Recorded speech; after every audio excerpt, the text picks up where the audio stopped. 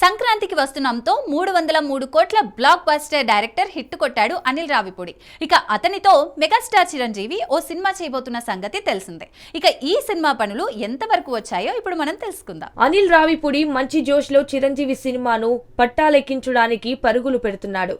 ఈ సినిమాను వచ్చే సంక్రాంతికి రిలీజ్ చేసేలా ప్రణాళికలు సిద్ధం చేస్తున్నాడు. అయితే ఈ సినిమా ఇంకా స్క్రిప్ట్ స్టేజ్లోనే ఉంది.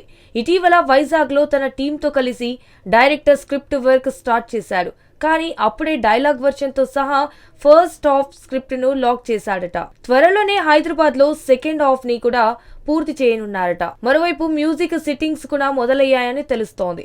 సంక్రాంతికి వస్తున్నాం విజయంలో కీలక పాత్ర పోషించిన భీమ్స్ సిసిరోలియో చిరంజీవి మూవీకి సంగీత దర్శకుడిగా వ్యవహరిస్తున్నాడు.